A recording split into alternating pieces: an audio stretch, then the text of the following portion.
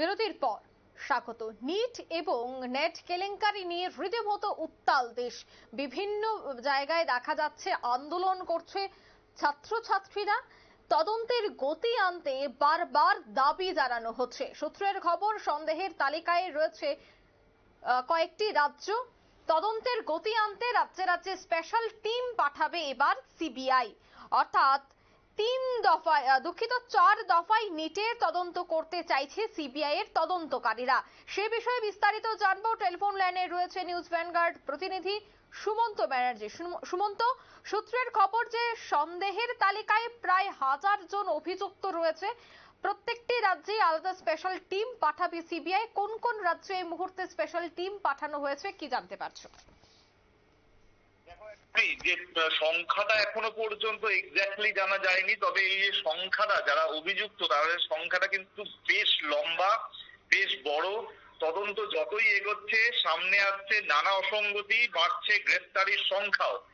এবং এর জেরে কিন্তু অনেকেই এখন প্রশ্ন তুলছে যে নেটের মতো নিটও কেন বাতিল করা হবে না। ইতিমধ্যেই তুমি জানো যে নিটের প্রশ্ন পাশে তদন্তের দায়িত্ব যেটা সিবিআই কে দেওয়া হয়েছে, এবং সেই জন্য কিন্তু বিহার, গুজরাট এবং রাজস্থান পুলিশেরও দায়ের করা মামলার তদন্ত শুরু করেছে সিবিআই। সেই সিবিআই সূত্রে এখন আমরা খবর পাচ্ছি 4 দফায় তদন্ত চলবে। প্রশ্নপত্র তৈরি, ছাপানো থেকে দেশের বিভিন্ন কেন্দ্রে সেই প্রশ্ন পৌঁছে দেওয়ার বিভিন্ন স্তর খতিয়ে দেখা হবে। পাশাপাশি সিবিআই খতিয়ে দেখছে যে পরীক্ষার প্রস্তুতি, প্রশ্ন ছাপানো, প্রশ্ন পৌঁছে দেওয়া এবং পরীক্ষা শুরুর আগে বিভিন্ন কেন্দ্রে নিরাপদভাবে প্রশ্নপত্র রাখার ক্ষেত্রে কোথাও কোনো অনিয়ম হয়েছে কিনা, যদি হয়ে থাকে তবে সেক্ষেত্রে কারা কারা জড়িত রয়েছে সেটাও কিন্তু দেখার চেষ্টা করছে সিবিআই। ইতিমধ্যেই তারা গুজরাটের গোধরায় পৌঁছে গেছে, কারণ তুমি জানো যে গুজরাটের গোধরায় কিন্তু প্রথম অনিয়মের অভিযোগ উঠেছিল, এবং তারপরেই কিন্তু সিবিআই এর একটি দল সেখানে পৌঁছে গেছে। এবং এই যে শিক্ষা দুর্নীতির জ্বর তা কিন্তু বিভিন্ন রাজ্যে ছড়িয়ে রয়েছে। মহারাষ্ট্র, উত্তরপ্রদেশ, দিল্লি, এমনকি উত্তর পূর্ব ভারতের নামও কিন্তু সেখানে জড়িয়ে গেছে। এবং তুমি জানো যে ইতিমধ্যেই বেশ কয়েকজনকে গ্রেফতার করা হয়েছে। অন্যদিকে উত্তরপ্রদেশেও কিন্তু আমরা জানি যে পাবলিক সার্ভিস কমিশনের পরীক্ষার ক্ষেত্রেও কিন্তু দুর্নীতি ধরা একটা অভিযোগ এসছে।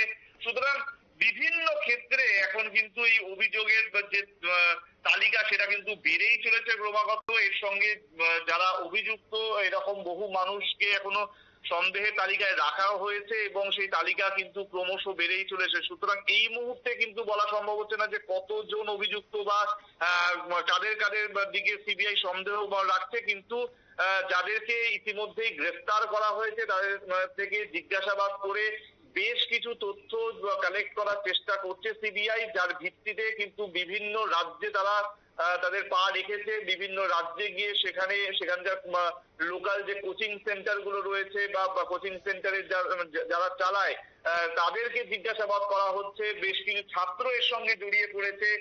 তুমি জানো যে সলভার গ্যাং এর যে মাথা অত্রি, তাকেও কিন্তু ইতিমধ্যে পাকড়াও করেছে সিবিআই। সুতরাং একাধিক ক্ষেত্রে কিন্তু এর যে জাল সেটা ছড়িয়ে রয়েছে, এবং সেই জাল কেটে কবে সিবিআই আসল মাথাদের বের করতে পারে, মানে বড় কোনো নাম এর সঙ্গে জড়িয়ে পড়ছে কিনা, সেটাও কিন্তু দেখার চেষ্টা করছে সিবিআই। একদমই, ধন্যবাদ সুমন্ত। অর্থাৎ সূত্রের খবর যে প্রত্যেকটি রাজ্যেই সিবিআই এর তদন্ত চলবে।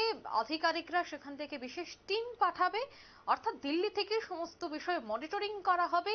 নিট পরীক্ষা কেলেঙ্কারিতে কারা যুক্ত রয়েছে প্রত্যেকটা বিষয়ের জন্য একেবারে আতশ কাচের মতো বিভিন্ন রাজ্যকে বা বিভিন্ন রাজ্যের আনাচে কানাচে তদন্তকারী দল পৌঁছে যাবে বলেই সূত্র মারফত খবর। নিয়ে নিচ্ছে ছোট্ট একটি বিজ্ঞাপন বিরতি, সঙ্গে থাকুন।